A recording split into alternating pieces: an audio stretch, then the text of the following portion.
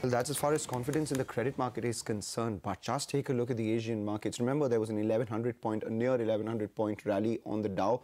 The biggest post-Christmas rally ever comes after the worst Christmas Eve move ever on Dow. So we have the Nikkei, which is higher by about 700 points. Over the last couple of trading sessions, it has been taking a drubbing. On Christmas Day, was down 5%. Yesterday, opened in the green, then was very volatile. At one point, did go into the red as well. We're seeing some strength coming by on the dollar yen. However, keep an eye out on the other Korean indices or the other Asian indices. The Korean index not participating with wholeheartedly in the sort of move that we're seeing in the Asian markets. The bigger correlation comes in with Nikkei as well as the Dow. The Straits as well as the Taiwanese indices should also come up for you, both of them in the green by 1.5%. The SGX Nifty, most important to watch out for as far as our markets are concerned.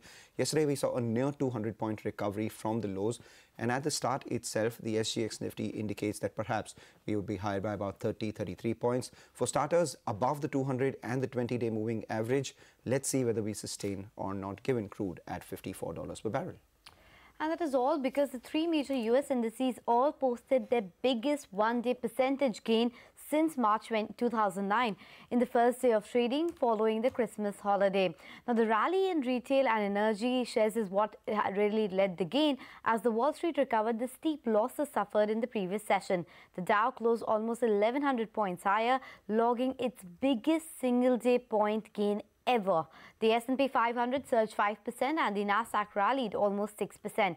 CNBC's Bob Pisani gets us a wrap of all that transpired on Wall Street yesterday.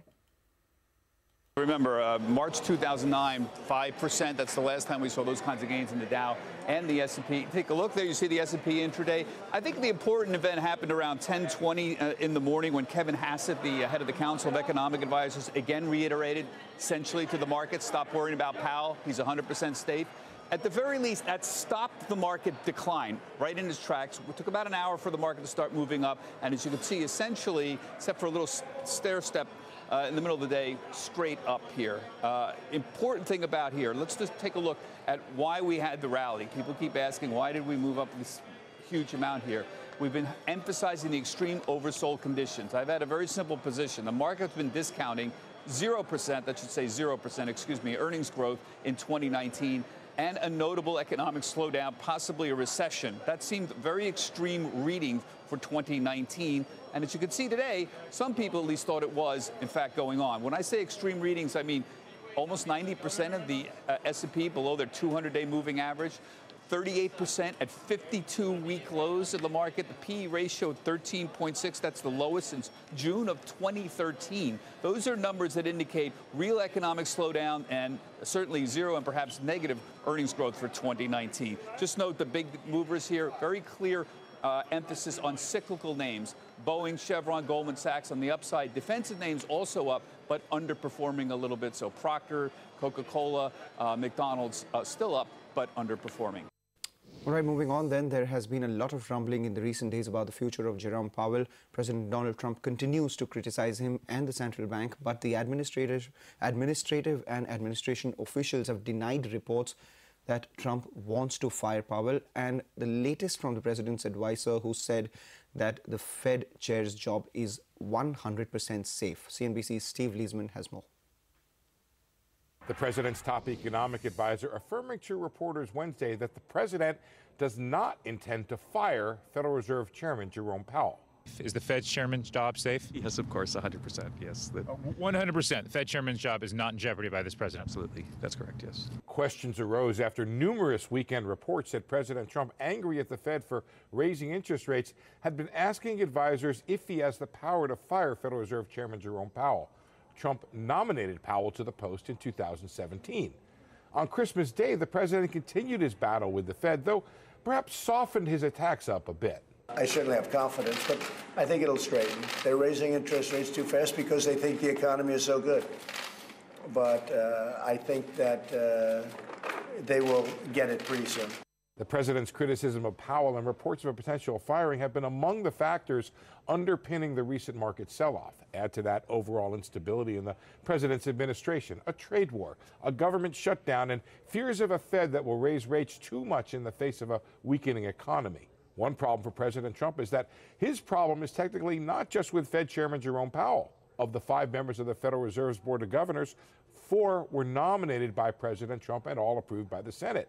All voted for the rate hike in December. Perhaps comments from CEA Chair Hassett and the president's own remarks mark the beginning of a truce between the administration and the Fed. If so, of the many worries behind the recent sell-off, markets can at least cross one off their list. On that note, here is some opinion from Jared Bernstein, who is a senior fellow at American think tank Center on Budget and Policy Priorities on Trump and the Fed. There's obviously a volatile president. He's not going to stop tweeting, and he's not going to stop tweeting about the Fed. I think a lot of it depends on the underlying economy. I think Trump's response is very much an obvious reaction to some slowing, particularly in the global sense, and of course the markets. And I think here, I keep thinking the strong American consumer is a bigger deal, at least in the near term, than many people are recognizing. The strength of the American consumer is going to keep at least the near, maybe medium-term economy stronger than people think.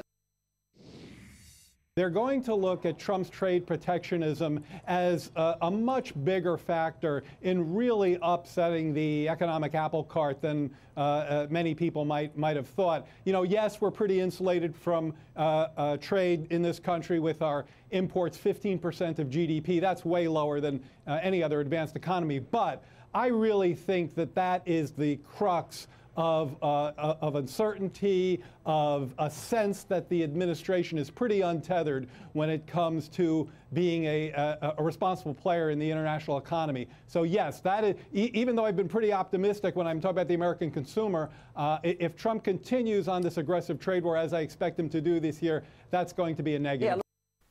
All right, and as U.S. stocks rebound from the worst hit Christmas bottom ever, CNBC's Bob Pisani reports on what were the turning points for the markets, the highs, the lows for this year. It was a roller coaster year with several 10% swings in the market. Here's the 6 most important stories of 2018. Number 6, the tax cuts and the market boost. Earnings grew 24% in 2018, half of it due to the tax cuts. It's the best growth since 2010, but the markets sniffed out global slowing late in the year. Stocks have come down more than 10% in the fourth quarter. Number 5, it's the return of cash. You know, suddenly you could get a 2% on a bank certificate of deposit. For the first time since 2008, cash in short-term treasuries outperformed a 60-40 stock bond portfolio. Cash is up 2% this year. The stock bond portfolio is down about 2%. Number 4, the Bitcoin bust. Bitcoin topped out near $20,000 in December of last year, and it's closing out the year near $3,400. What did it in is a combination of endless reports of thefts and break-ins combined with an SEC that has adamantly refused to approve a Bitcoin ETF. Number 3, the interest rate spike that never happened. Short-term interest rates rose for most of the year, but longer-term rates did not. 10-year Treasury yields are about where they were in February. Those betting that rates would rise across the board were surprised when inflation remained relatively subdued and concerns about a slowing economy kept long-term rates down. Number 2, China trade and tariffs. Everyone agrees the U.S. should stand up to China on intellectual property theft, but the markets are saying it does not like using tariffs as a way to force a change in behavior from China. And the number 1 story for 2018, my opinion, the return of volatility. In 2017, the S&P closed up or down 1% or more only 8 times.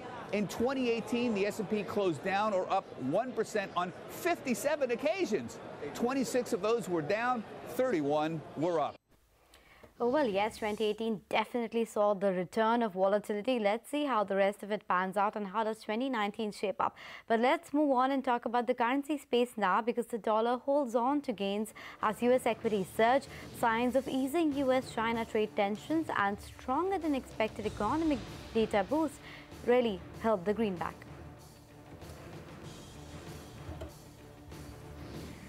From the precious metal space, gold prices inched higher amid concerns about global economic growth and a partial U.S. government shutdown.